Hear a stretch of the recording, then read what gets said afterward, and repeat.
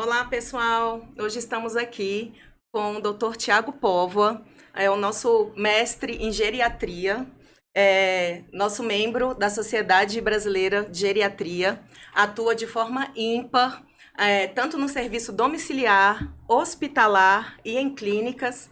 Veio aqui para brilhantar, né, o nosso dia de hoje. Estamos aqui com o Estevão, nosso sócio fundador da empresa Acolher e Cuidar, no ramo de franquia domiciliar. O Dr. Danilo, nosso sócio fundador da empresa Meu Dentista em Casa, no ramo também de franquias em assistência domiciliar. Hoje o nosso tema é um tema assim, muito especial para a gente que está nessa área, é relacionamento entre profissionais e pacientes no ambiente domiciliar. E aí, Estevam, o que você tem para Já a gente vamos para a hoje? primeira super pergunta com o Dr. Tiago. Doutor Tiago, eu sempre saio de algumas casas, eu chego em algumas casas e você está saindo. E a gente faz isso todos os dias, né? E eu tenho uma percepção que independente do problema do paciente, do problema da casa, quando eu chego e que você está saindo, o ambiente já está muito agradável, as coisas estão resolvidas, o clima já está muito bom. E aí a minha pergunta é, qual o segredo? O que você faz? Bom, é um prazer. Eu quero imensamente agradecer o convite, mais do que colegas de profissão na gerontologia, vocês são parceiros no dia a dia do cuidado dos pacientes em casa. Tenho o Danilo, a Janaína, o Estevam como verdadeiros parceiros no cuidado. Então, minha lança, né, para ajudar os pacientes, especialmente no cuidado domiciliar. Também vários pacientes internados. Quando a gente precisa de alguém que tenha confiança, chamo vocês. Por isso eu agradeço o convite. É muito bom trabalhar com quem a gente gosta e confia.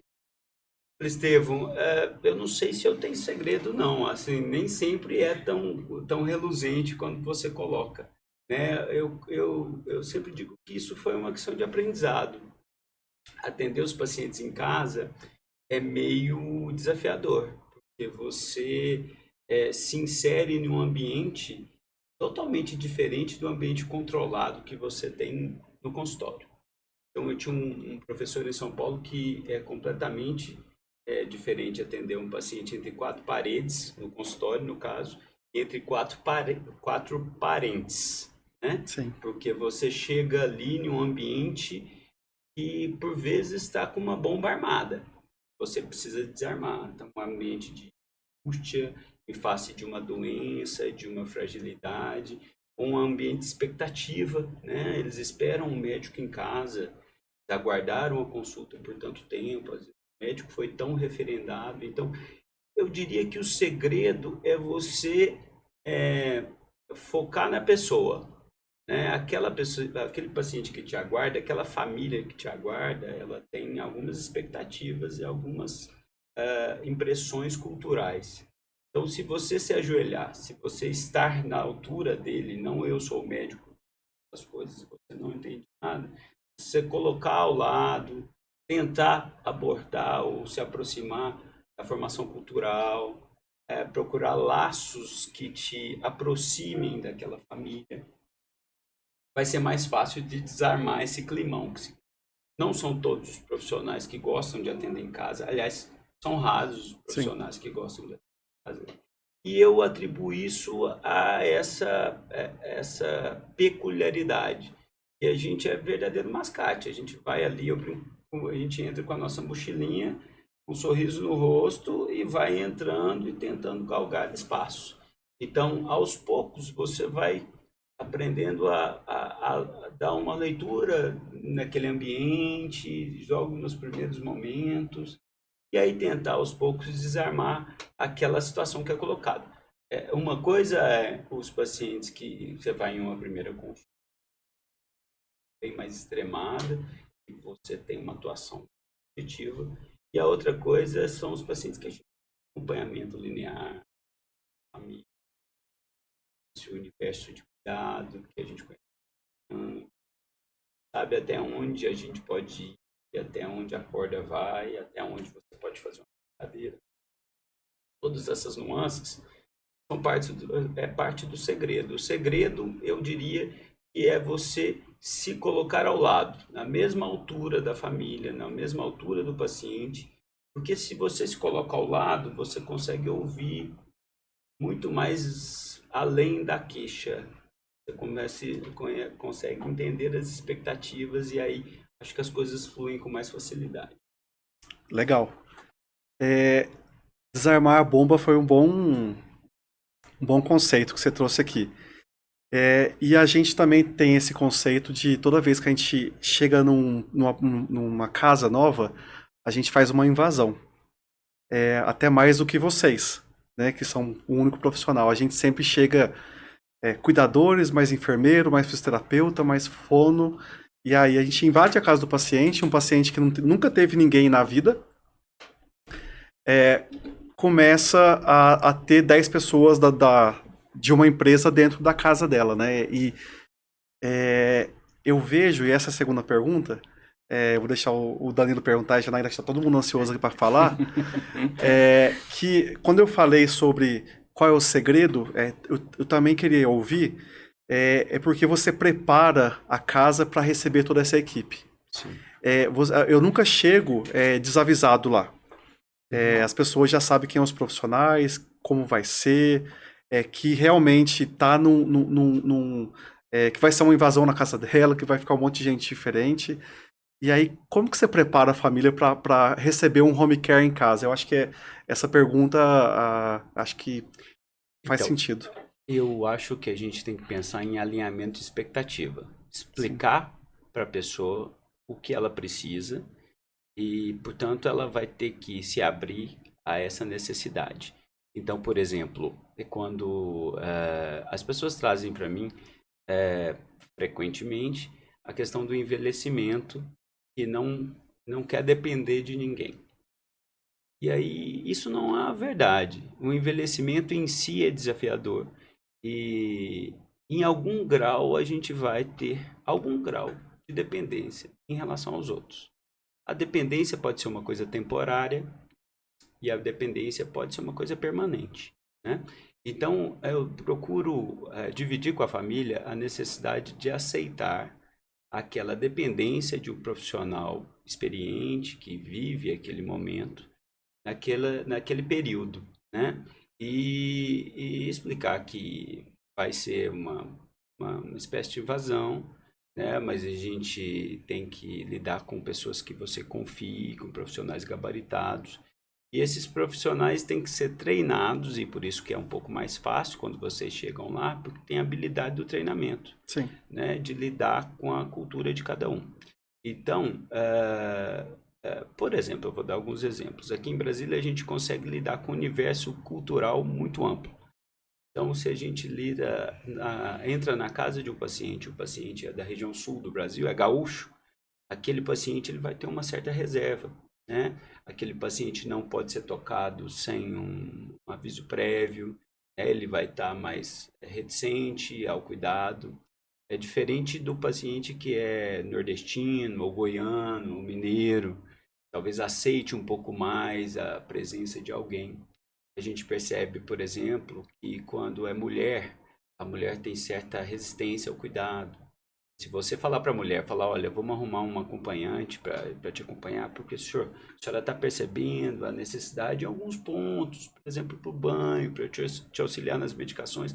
A primeira resposta da mulher é de não querer. Mas aos poucos você vai vencendo e aí com a habilidade de vocês, a gente vai entrar nisso, a habilidade do cuidador, né? Cuidando e ter formação e ter desenvolvimento para isso. Mas, por exemplo, a mulher, então, aceita com mais dificuldade, enquanto o homem aceita bem, em geral. O homem se abre ao cuidado, vou arrumar alguém para te acompanhar. O homem diz, olha, interessante, ela pode me ajudar nisso? Pode. Então eu aceito. A mulher já é um pouco mais reticente. Então, orientar quem está chegando para o cuidado e abrir as portas, né? Entender, a gente tem muitos pacientes de cuidado domiciliar, né? E muitos pacientes têm home care, outros pacientes têm uma empresa de cuidadores só. Então, entender que a gente precisa trabalhar junto com as empresas. né? Não trazer a empresa de home care como um inimigo, né?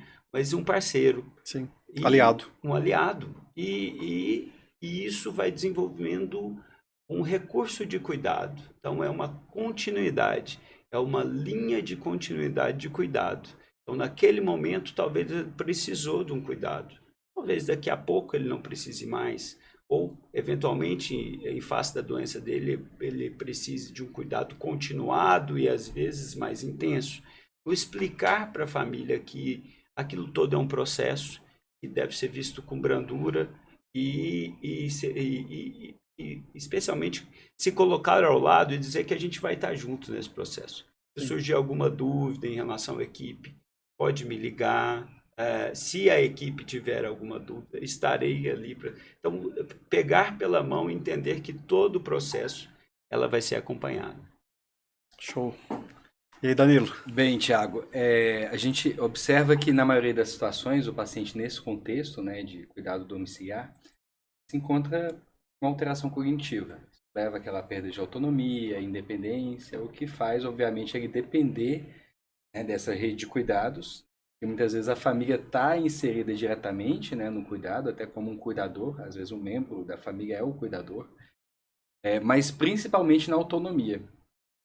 E aí a gente está falando de uma pessoa que toma uma decisão por uma outra pessoa, que muitas vezes, obviamente, é motivada por interesses próprios que não necessariamente ajudam o paciente, né?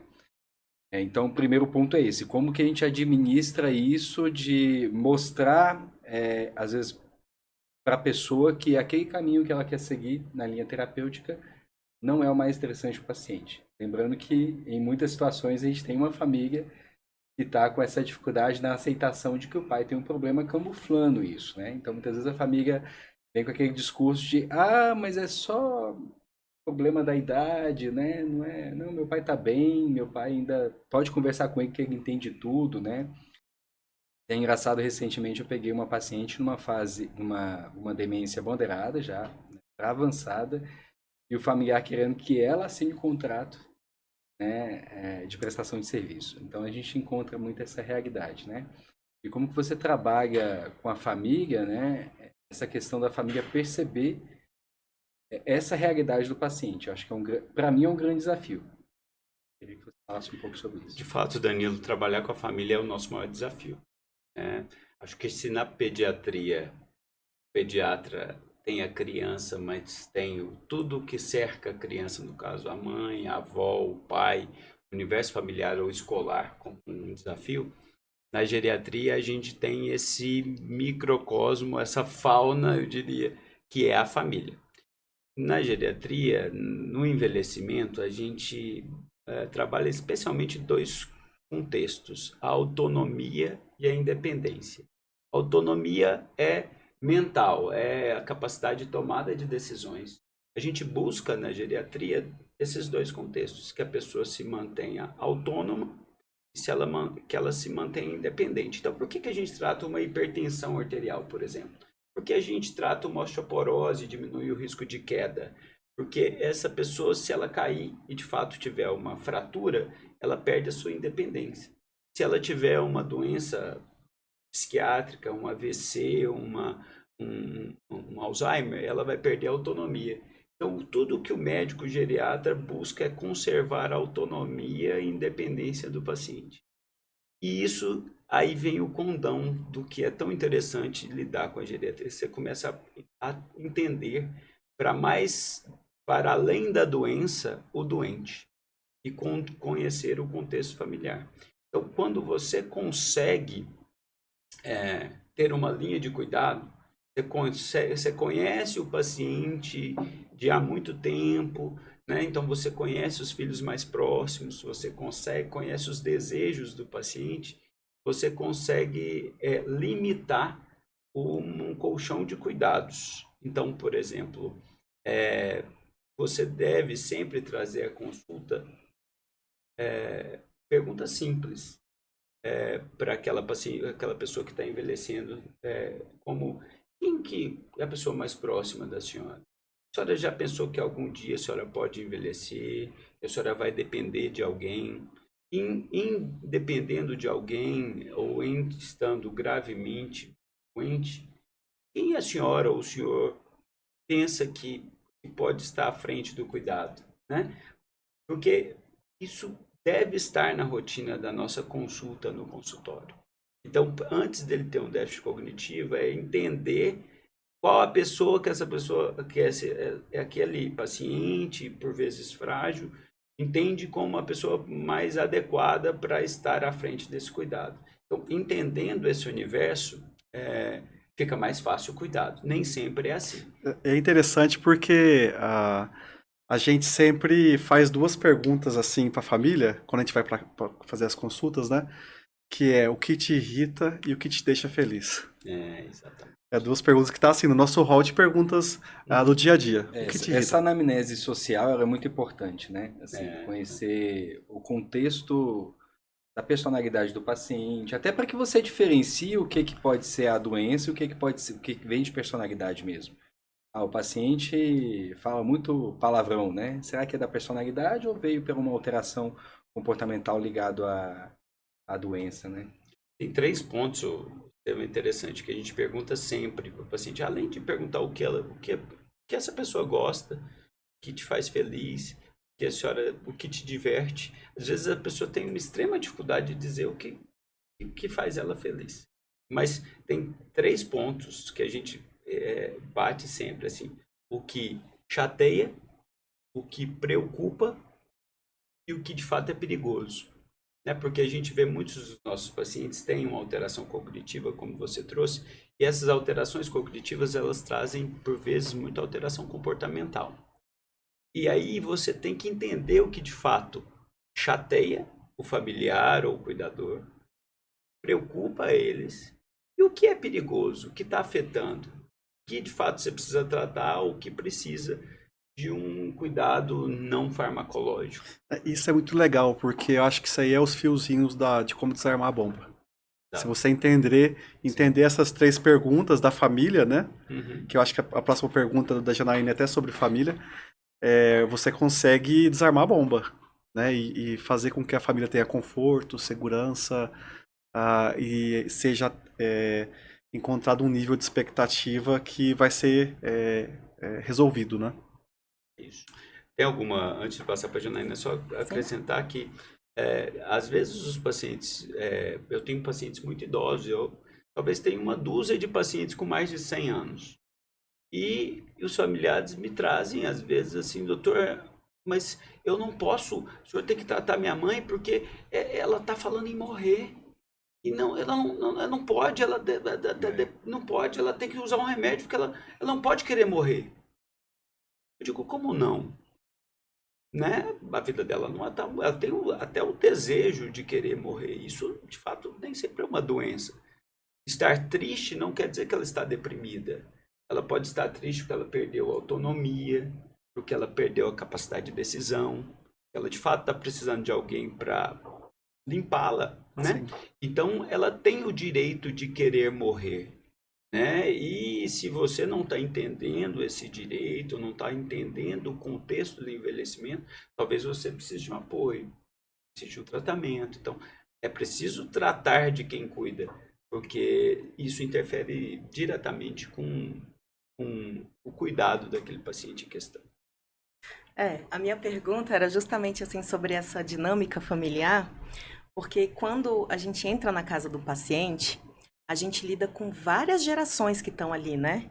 A gente tem filho, às vezes, de 60, que tem um neto de 30 e que, às vezes, tem até o bisneto de 15 e que está sempre participando, às vezes, ativamente ali da decisão, do dia a dia do idoso.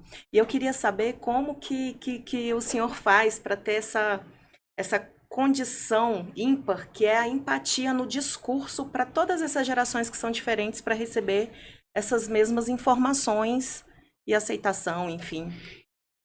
Olha só, eu digo sempre para os familiares que a gente tem que aprender a ser filho velho de mãe velha ou de pai velho, né? Porque a gente está tratando aqui de pacientes frequentemente acima dos 90 anos, cujos filhos já são idosos. Então a gente vê muito filho tratando o pai como trata o filho, né? Então querer impor condições e contextos e cuidados que não são condizentes com aquela geração, né? Então a gente tem que entender que, por exemplo, a dar um exemplo, o filho esses dias me perguntou, doutor, o senhor me passa uma vitamina para minha mãe, porque ela precisa fazer exercício, ela precisa estar ativa. Essa senhora tem 96 anos de idade. Eu digo, mas ela era de fazer exercício? Ela falou, não, nunca foi. Nunca gostou de fazer exercício. Ela não come salada, mas ela comia, nunca foi de comer salada. Olha, então, assim, tem que entender o contexto em que ela foi criada, né? E se muda alguma coisa em relação ao cuidado. Esse choque de gerações acontece mesmo. Em relação aos netos, é difícil, é um desafio, sabia? Geração Z, quais são as gerações, Janaína? Geração Z, Cristal, que tá tendo agora, a gente é cringe, né? Então, a gente é cringe, exatamente isso. Mas você sabe que a minha esposa disse que eu tinha que ser médico de velho mesmo, porque eu adoro mingau, sopa. Você tem que ser médico. Então, aprender ou ensinar aqueles netos uma forma de respeitar os avós é um desafio para a gente. Talvez a gente tenha perdido isso com o passar do tempo. Você sabe que eu achei interessante uma vez, que me colocaram, que eu acho que, se eu não me engano, é na cultura da Índia, né? Indiana, que os filhos são responsáveis pelos pais. Veja, assim como os pais são responsáveis pela educação dos filhos, né? Nós temos isso definido. Eu sou pai, eu tenho 2 filhos, e eu sou diretamente responsável pela educação, pela saúde, no sentido de provedor. Sim. Na Índia, os filhos fazem uma economia para cuidar de seus pais. Então, sim, é responsabilidade dos filhos ou dos netos. Isso tem que ser aprendido. Lidar com o velho é uma coisa que se aprende, que se ensina. Não tem outro jeito de fazer isso do que o exemplo. E aí volto para uma coisa curiosa que um paciente me disse uma vez, porque assim, a gente ensina os filhos, ou gostaria hoje em dia que os filhos fossem criados para o mundo. Cria filho para ele se cuidar, né? Então a gente acaba afastando muito os filhos, da gente até. Então, aqui em Brasília, por exemplo, a gente lida com o universo de pessoas cujos netos, cujos filhos moram em outros cantos do Brasil. Todo mundo, né? Hoje eu fiz uma reunião virtual que o filho estava no Canadá, outro filho na Inglaterra.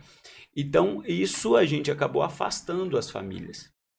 E deu margem para os netos e talvez para os filhos não entenderem que isso não era a responsabilidade deles, entendeu? Não é minha responsabilidade, minha mãe se vira ali. Não.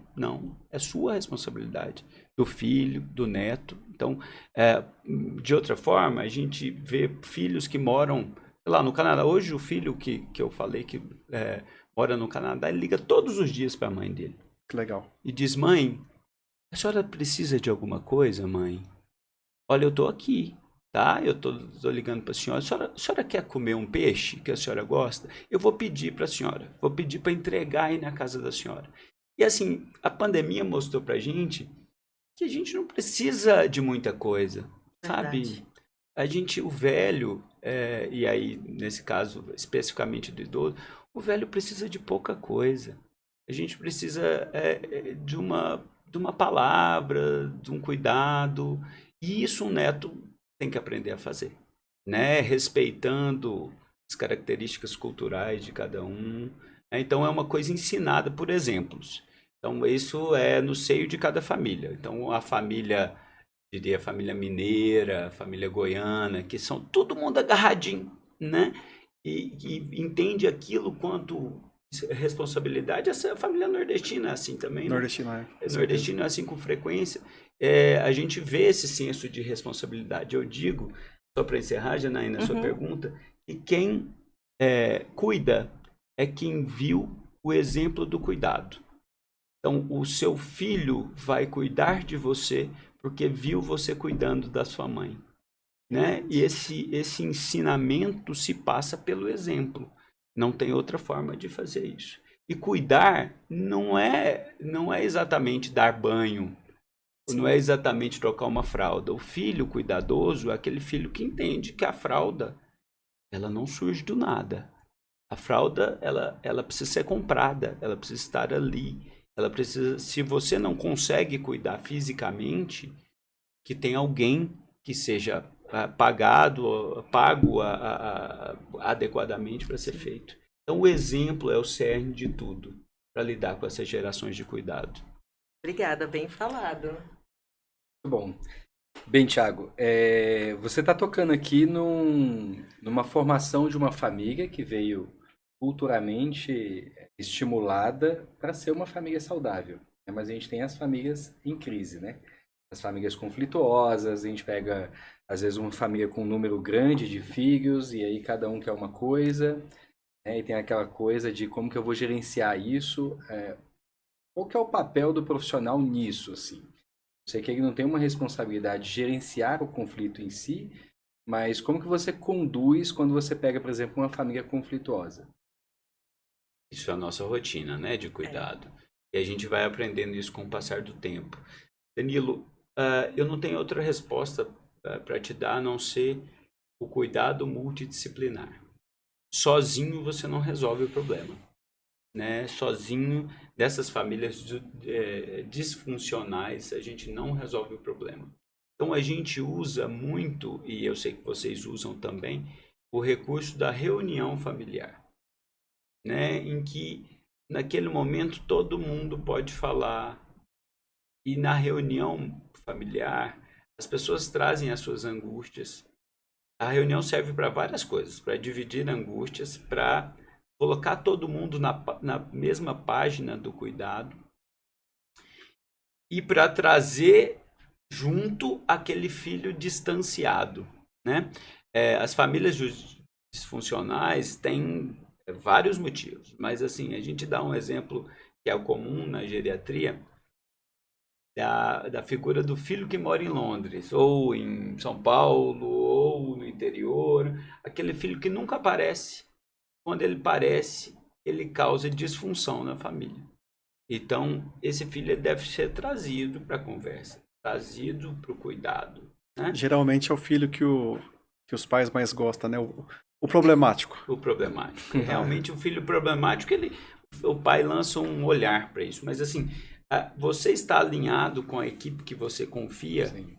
né? Ajuda muito. Então, Quando a equipe toda está falando a mesma língua, a gente acaba tendo Exatamente. criando uma força aí em relação ao discurso terapêutico. Exatamente. A resposta é essa. É ter todo mundo na mesma página. Alinhar o objetivo de cuidado. Então, a nossa maior força enquanto geriatra é ter os cuidadores do nosso lado. Os cuidadores nem sempre são um cuidador formal, como somos Sim. nós aqui, né? Mas um cuidador familiar, que está na nossa página, né? Está entendendo o objetivo de cuidado, dizendo o que a mãe gostava, entender o que ela quer em relação ao cuidado. Isso serve para os cuidadores formais. Então, a equipe entender o que a gente busca em relação ao cuidado com aquele doente. E a gente vê, por exemplo, o paciente que está em fase final de vida. A gente começou o cuidado com aquele paciente. Às vezes, a equipe de cuidados é chamada ali na última semana de vida do paciente. Então, você tem que focar na dignidade, no que ele quer de cuidado naquele momento, o que ele aceita de cuidado. E trazer a família, que é muito cheia de problemas, né, para a mesma página, com a equipe se reunindo. Porque, veja, como geriatra, eu vejo os pacientes aí, o quê? A cada mês, cada 2 meses. Enquanto isso, eu tenho grandes parceiros, que são os cuidadores, que acompanham a minha consulta, que entendem o tom da minha voz, entendem o tom de cuidado. Isso é importante. Então, trazer a família para a mesma página do cuidado e ter uma reunião interdisciplinar, em que o médico não é o cerne do cuidado. O cerne do cuidado é o paciente, né? Então, o cuidado centrado na pessoa vai mostrar que o papel do médico não é, de fato, nem comparável à figura do cuidador. O cuidador é a lança do cuidado, é a família, e o cuidador, enquanto família, ou enquanto uma pessoa contratada, tem que estar dispensando o que a pessoa pensa em relação ao cuidado, sabe? Então, as famílias difíceis, a gente tenta parar as arestas com essas reuniões e usando a equipe interdisciplinar como uma ferramenta fundamental. Em relação aos profissionais, assim, a gente lida todos os dias. E a gente pensa muito igual, doutor Tiago. Normalmente, uma família, às vezes, Estevão, vi essa cama de 18 mil reais, elétrica, que sobe, que abaixa. Aí eu falo, geralmente eu falo assim, ó, conversa com o doutor Tiago, que eu acho que não precisa trocar a cama da sua mãe. Mantenha o ambiente dela o máximo sem modificação. Porque quando o pessoal pensa em home care, eles pensam em uma UTI lá de um hospital dentro da casa, e o nosso conceito de terapêutica é totalmente diferente, né? A gente não quer mudar nada. E aí a minha pergunta também a gente vê muito profissional indicando muita coisa que não precisa. Né? Vamos pegar o dentista como exemplo, pega um paciente de 90 anos e fala assim, vamos fazer implante dentário. Sim. Pega um médico da estética, eu não estou generalizando, mas vamos fazer XYZ, porque a senhora vai ficar muito bem. E aí a gente não vê essa necessidade. E eu queria que você falasse, até para quem está nos ouvindo aqui, qual que é o limite terapêutico que a gente tem que ter, principalmente com o paciente idoso? Interessante isso. A gente tem que se guiar, no caso do cuidado do idoso, em tentar, com uma leitura breve das capacidades do idoso, das condições culturais, como a gente colocou, tentar ver o que é mais razoável, né? Então, talvez um pouco de experiência, infelizmente, a geriatria envolve um pouco de sensibilidade, assim, de quase um terceiro sentido, para você perceber que aquele remédio acho que vai dar certo. Por quê? Porque foi testado? Não, porque eu acho que vai dar certo. Acho que aqui esse remédio vai bem. Ou aqui aquele profissional A vai bem. Aquele profissional B talvez não vá tão bem assim. Então essa sensibilidade é importante. Mas é interessante você citar isso, o Danilo está aqui na nossa mesa, porque a gente observa isso muito, né? Na verdade, o cuidado com a dentição é até um cuidado novo, né, Danilo? No nosso universo de pacientes de 90 anos, quantos doentes não tiveram a cultura ou não puderam ter o acesso à cultura do cuidado dentário? Né? Então, os pacientes, infelizmente, essa visão muito intensa para o cuidado dentário, que é tão importante, veio das últimas décadas. Então, a gente pega muitos pacientes que tiveram um cuidado dentário muito precário. E aí tem uma razoabilidade de cuidado com o paciente. Às vezes, a gente que cuida em domicílio, eu indico um dentista, falo, olha, esse dentista, ele atende em domicílio, seu pai aqui, tem todo o equipamento necessário, com recursos, de alguma forma, escassos, mas não diria escassos, eu diria que é o suficiente. Sim. Então, eu brinco que a gente tem que ser econômico, sem grandes mudanças. Porque, nesse caso, fazer pouco, né, é melhorar a qualidade de vida. Então, o foco é na razoabilidade e na busca de uma boa qualidade de vida. Frequentemente, os pacientes me procuram e falam, doutor, fizeram um orçamento aqui para o cuidado bucal da minha mãe. Pega muito isso, né, Thiago? Eu falei, não, gente, não. Eu acho que esse profissional... Orçamento de... para pegar e botar implante, exato, fazer a boca inteira. Vamos tentar de maneira mais simples, né? De forma respeitosa, você coloca, olha, eu acho que o dentista que avaliou a sua mãe, e eventualmente pode acompanhá-la há décadas, talvez ele não esteja na mesma página do cuidado, ele não está entendendo qual o objetivo de cuidado que a sua mãe precisa ou espera. Né? Então, a gente tem que alinhar essas expectativas. Então, fazer pouco em relação ao dente, né? O fazer pouco não é fazer melhor, é fazer pior, né? Você tira, de fato, eu digo que caco de dente só serve para doer e para dar infecção, né? Então, Tira. tem que ser tirado. E isso pode ser feito de uma forma branda, orientada, no domicílio, né? E isso serve para outras terapias. Exemplo que eu nunca vi você pedir. Coloca uma GTT do paciente, Né? porque ele está comendo pouco. É. Não, ele vai comer pouco mesmo. Exato. Sim. E colocar uma GTT, que talvez seja o procedimento que a gente mais tem em home care, Uhum. cirúrgico, eu falo, né? Uhum. Levar o paciente, faz uma gastrostomia no hospital e volta para casa com infusão. O paciente tem um monte de perca, né, doutor Tiago? De fato, assim, ó, a gente tem que entender isso no contexto da nossa formação Cultural, talvez, né? cultural. A gente é latino, né? Sim. Então, a gente atribui o cuidado à comida. Uhum. Se a pessoa não Se alimenta? não quer comer, se ela não se alimenta, ela não está sendo cuidada. E a gente percebe que o cuidado, quando a gente visita alguém, o que a gente leva? A gente leva comida, leva um bolinho, a pessoa te recebe com café. Quantas vezes nós que trabalhamos em casa temos que tomar café várias vezes ao dia, comer um pedaço de bolo? Isso faz parte do significado social daquela visita. Mas isso tem que ser administrado no contexto da evolução cultural, pessoal e da doença de cada um. Então, com frequência, o colocar uma sonda para alimentação é uma invasão ao corpo daquele paciente. Não é disso que ele precisa frequentemente. Em outros contextos, isso pode ser bem indicado, deve ser de fato bem conversado, né? Então, são procedimentos às vezes fúteis. A gente vê nos pacientes que não são só de cuidados domiciliares, mas em consultório, eles não precisam mais, de fato, fazer aqueles exames que são, de alguma forma, invasivos. A gente entende o exame invasivo como um exame que você pega uma veia, que injeta contraste, Sim. mas não é isso. O exame de mama, uma mamografia para a mulher, ele é um exame invasivo. Nós, homens, não passamos por isso, mas as pacientes trazem isso. Doutor, eu tenho que ficar nua ali. Sim. Né? Um exame Dolorido. anorretal é um exame extremamente invasivo.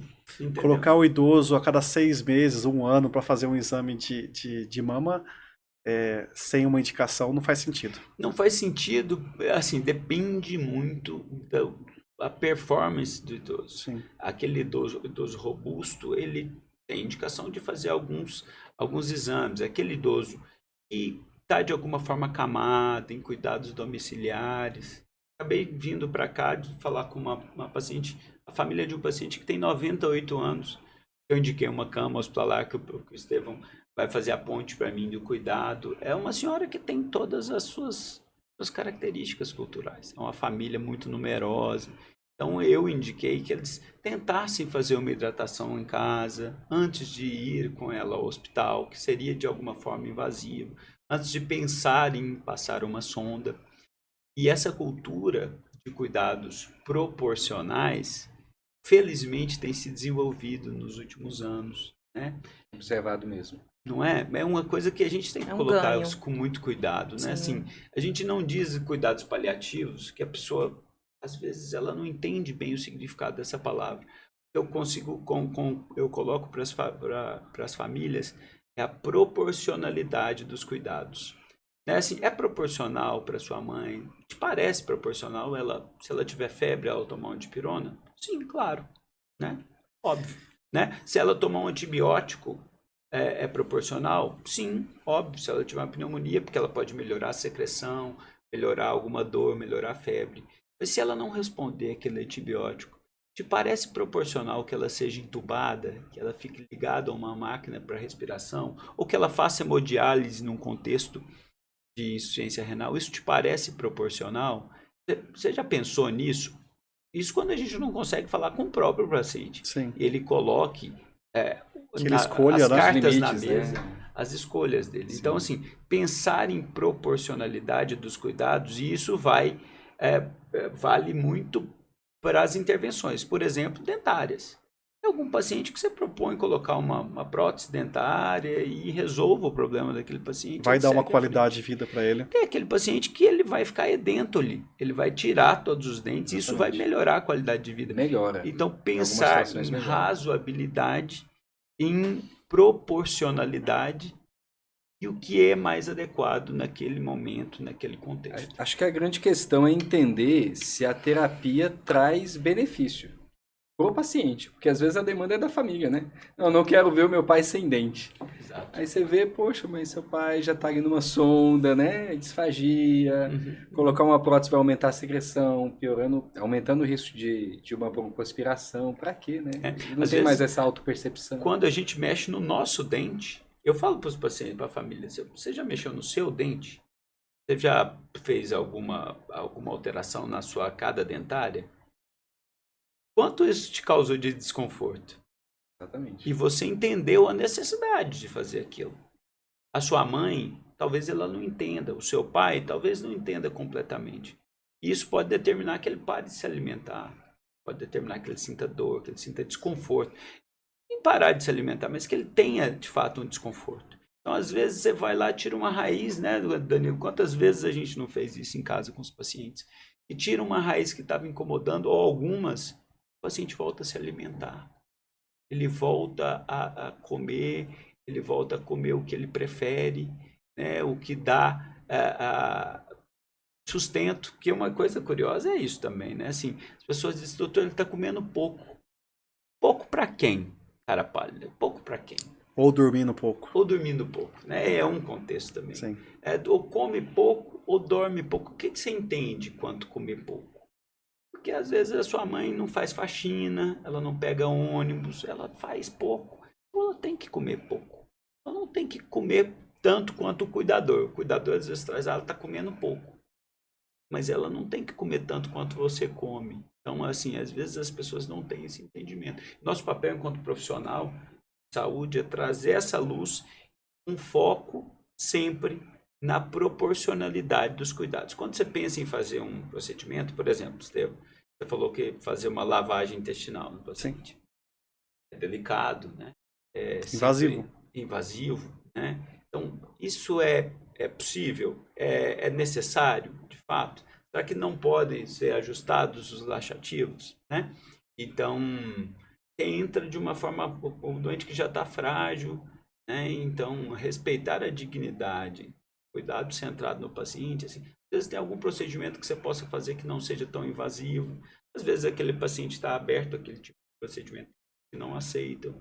Então, pensar se isso é razoável e é proporcional, sempre acho que é o melhor caminho, entendeu? Legal. Posso fazer mais uma? Pode.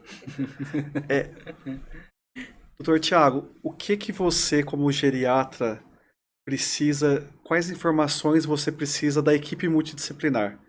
E aí eu pergunto, porque assim, às vezes um profissional te liga e não passa o que você realmente precisa ver. Como exemplo, não vou falar dos cuidadores, mas eu posso falar do fono, do físio, de toda a equipe. Eles geralmente falam o paciente não está andando. E não contextualiza com a informação que você precisa. Né?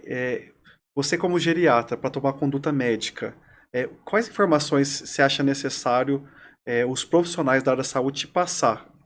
No início você falou sobre a equipe multidisciplinar, do trabalho em equipe, mas você deve ter dificuldade, porque a gente também tem, em receber uma informação do contexto e do que você precisa para tomar uma conduta. Estevam, a equipe é tudo, né? Confiança na equipe é mais importante ainda. Sim. Então, primeiro eu preciso confiar naquela informação que aquela pessoa está passando. De fato, aquela pessoa conhece o paciente, porque às vezes a gente vê numa visita ou no consultório um filho que não acompanha o paciente, não mora com o paciente. Então, às vezes ele vai à consulta porque ele paga a consulta, né? Ou que ele faz parte ali, ou que é o que está disponível, mas não é aquela pessoa que acompanha. O cuidador e a equipe no caso da geriatria, são nossos olhos dentro de casa. Então, o cuidador, ele está ali todo dia. Ele conhece as características do paciente. Então, por exemplo, ele observa quando há uma mudança no padrão de aceitação da comida. Ele comia bem, não come mais, tem alguma coisa errada com ele. De forma simplória, ele observa isso. Talvez não interesse tanto os sinais vitais, que também são importantes, mas assim são mais elaborados. Mas eu digo com o cuidador domiciliar, ele dá uma olhada e fala, tá esquisito. Doutor, A cor tá tá diferente, diferente, a ele andava, respiração. não anda mais. Mas Questão assim, comportamental mesmo, né? exatamente. Às Sabe vezes o assim? paciente está mais agitado e não é normal ele estar mais agitado. Ou às vezes o paciente está mais quieto, né? E aí não, normalmente ele é agitado e ficou quieto, né? Então, Para mais do que uma observação em si, assim, eu preciso saber exatamente quanto está a temperatura ou a frequência respiratória do paciente. É entender que há uma mudança no padrão habitual dele. A dona Mariquinha comia bem, comendo 2 dias. Ela andava sozinha, está com muita dificuldade, mudou o padrão da urina, mudou a aceitação de líquido, entendeu? Então, para mais do que uma informação em si, é uma equipe bem capacitada ou um cuidador bem orientado para dizer que tem alguma coisa errada. E você tem que confiar naquela informação. A confiança na informação vem com o saber lidar. Então, vocês percebem isso, dizendo exatamente do cuidador, assim, tem gente que tem uma habilidade no cuidado, né? Eu brinco que você ter um cuidador é como, imagina que você tem um filho e aí você contrata uma babá para te ajudar no cuidado do seu filho, vê aquela criança, você é pai de primeira viagem, vem aquela coisa exótica ali, né? Você não sabe lidar. E o que é difícil para você talvez seja fácil para a babá, ela já viu isso outras vezes. Então, o que é difícil no universo do cuidado com o idoso, para mim, por exemplo, eu digo para os pacientes que eu sei orientar como fazer, mas nunca dei banho no meu pai. Nunca vivi essa situação. Enquanto filho, ainda não. Penso em poder, se a vida me garantir que meu pai viva por muitos anos ainda, certamente, talvez eu terei. Mas o cuidador, o bom cuidador, é aquele cuidador que ele observa bem, ele sabe ler o paciente ou o familiar, entendeu? Sim. E ele não está desesperado, ele tem o costume do cuidado. Então imagina que você arruma uma babá e a primeira cólica que seu filho tenha, a babá se desespere. Diga, meu Deus, vamos levar no médico, vamos levar para o hospital porque ele não está bem. Enquanto isso transpondo para a geriatria, se a pessoa está constipada, peraí, vamos ver, quem sabe a gente consiga fazer um batido de frutas, né? Quem sabe a gente, né, aumenta a oferta de líquido. Então, o cuidador que tem a sabedoria do cuidado, a experiência do cuidado, tanto o cuidador familiar quanto o cuidador formal, é interessante. Então, às vezes, ter a informação de quem conhece é mais importante do que ter um sinal vital em si. Talvez sinais de alerta é ele que vai ver, né? Exatamente. A gente tem um protocolo que a gente costuma seguir, que é o MILS, Uhum, que é uma escala de alerta precoce. uhum, A gente avalia sinais vitais, mas também avalia dor, respiração e tem algumas questões aí, quanto maior o número da escala de MILS, uhum. mais risco de morte o paciente tem. É um protocolo internacional de cuidados. Mas o que eu mais ensino na empresa e para os profissionais que estão com a gente é observar realmente os sinais de alerta. E não precisa ser nem o cuidador. Às vezes o dentista, o fono, o fisioterapeuta vai na casa e vê uma coisa diferente que quem está ali na casa se habituou e acha que é normal e não é, né? Sinais de alerta tem alguns, né, Janaína, que a gente sempre vê que a gente, avisa o Dr. Tiago que isso aí não é normal. Alguma coisa correndo de diferente. Sim. A interface, às vezes, né? São escalas de graduações. O cuidador avisa o enfermeiro Sim, avisa o médico. nota, né? Então, esse alerta é interessante para poder gerar uma escala de, opa, vamos olhar, esse paciente está sob observação. E aí nós vamos avisar o médico, deixar ele ciente, talvez pedir para colher algum exame, que no caso seja pertinente, antes que a coisa se desdobre em uma situação mais estressante. Isso, por vezes, ou frequentemente, evita uma hospitalização. Hoje, talvez o nosso... e a Covid mostrou isso especialmente, né? Que o grande trauma seria ir ao hospital. Né? Ir ao hospital todo mundo, ninguém queria ir ao hospital. A Covid, né? Da Covid.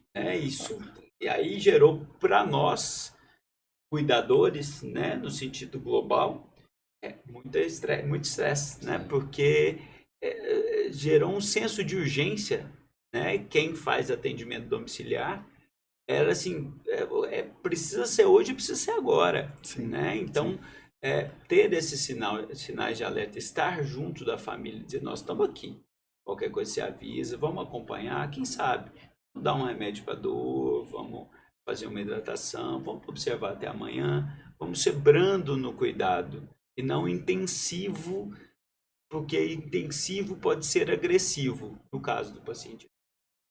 A gente que, Janaína, até a mesma idade de cuidados que eu lá, eu comecei em 2003, a Janaína em 2005, o Dr. Tiago também nessa 2005, época, a gente tinha a cultura hospitalocêntrica mesmo, né?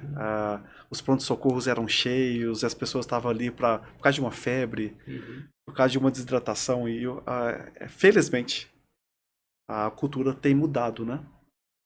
Não precisa mais de... Ao longo de 10 anos, a gente viu cuidado completamente. Em Brasília, né? Sim. A gente está falando no universo de Brasília do cuidado. Então, os hospitais, e eu posso me gabar de fazer parte disso um pouco, né? Porque eu trabalhei com alguns hospitais e, junto aos médicos, eu fui criando uma cultura de cuidados proporcionais. E a gente tem algumas equipes de atendimento pré-hospitalar em Brasília, e é curioso, porque no começo eles pegavam o paciente e removiam para o hospital.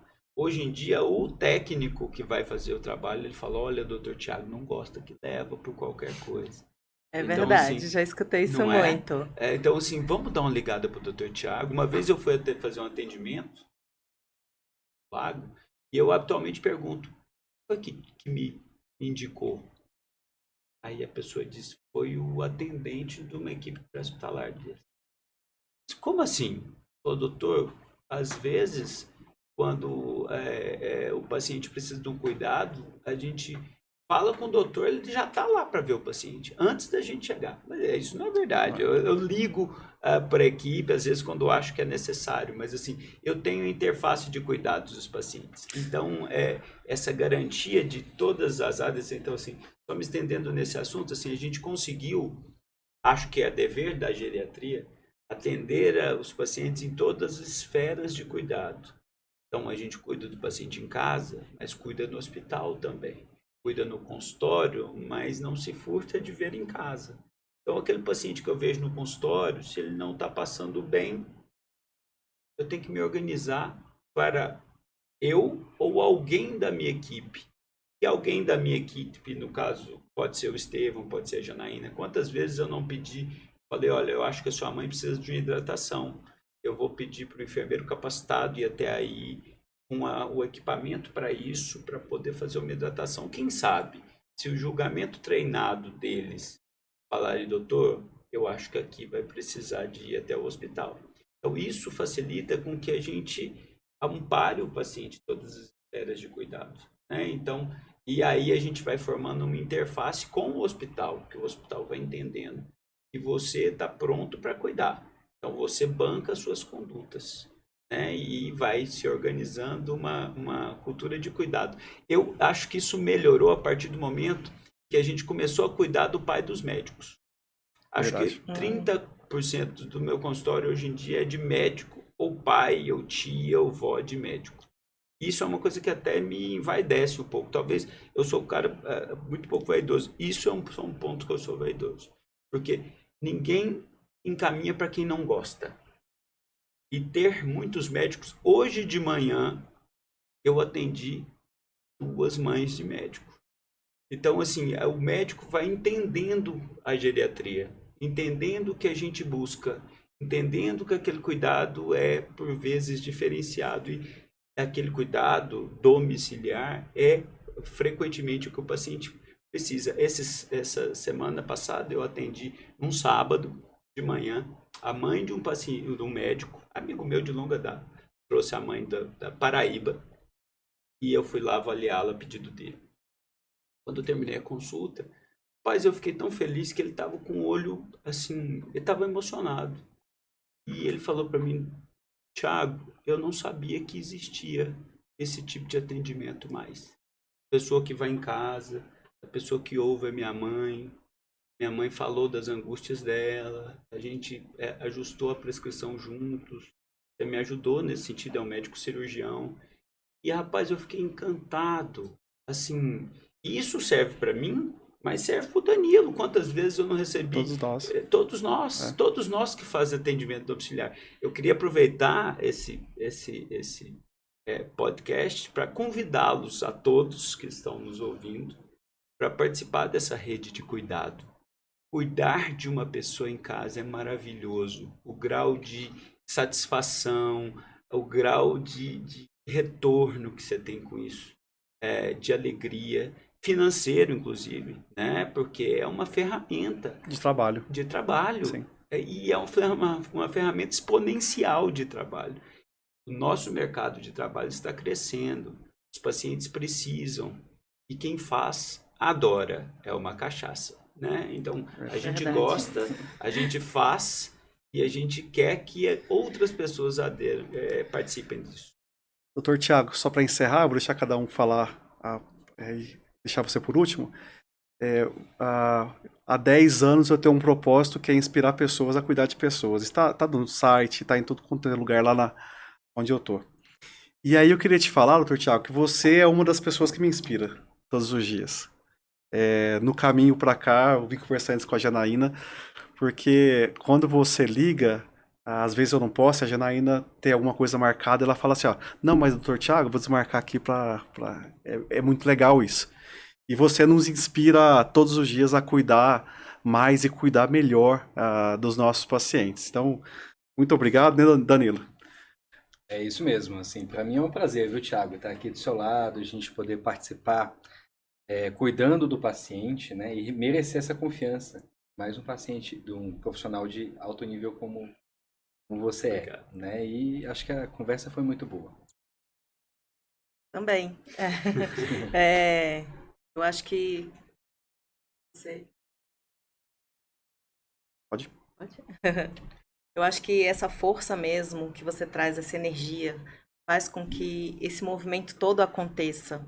É muito prazeroso cuidar dos pacientes que estão sob os seus cuidados também, porque a gente vai e a gente sempre se surpreende de forma positiva. E aprende, A né, gente Janaína? aprende, a gente consegue dar amor, receber amor dessas famílias, porque elas foram preparadas para estarem em situações de crise ou também de alegria. A gente participa também, né, das alegrias, enfim. Então, eu agradeço muito poder estar aqui vivenciando, né, Legal. contigo essa Muito experiência. obrigado, Janaína. Você sabe que eu sempre digo para os meus residentes, eu participo da residência de geriatria aqui da Universidade de Brasília, e eu espero que os pacientes sejam tratados, os meus pacientes são tratados da mesma forma que eu gostaria que tratassem os meus pais. Eu me emociono quando eu vejo, por exemplo, que meu pai, que meus pais moram em Goiânia, eles vão até um colega médico, colega meu de turma, e eles são bem tratados. Isso me deixa emocionado. E eu quero garantir que os meus pacientes sejam tratados de uma forma tão amorosa e carinhosa e tecnicamente qualificada como eu gostaria que meus pais fossem tratados. Então, você colocou o amor, acho que é o cerne de tudo. Amor pelo cuidado, amor pelo que faz. E tem uma pesquisa nos Estados Unidos que mostra que uma grande parcela de satisfação do cuidado de pacientes é visto no cuidado geriátrico. Então, quem cuida de idoso recebe em troca muito amor. Uma vez a paciente me perguntou, disse, doutor, por que olhando para mim no meu olho, assim, na primeira consulta, por que você foi mexer com velho?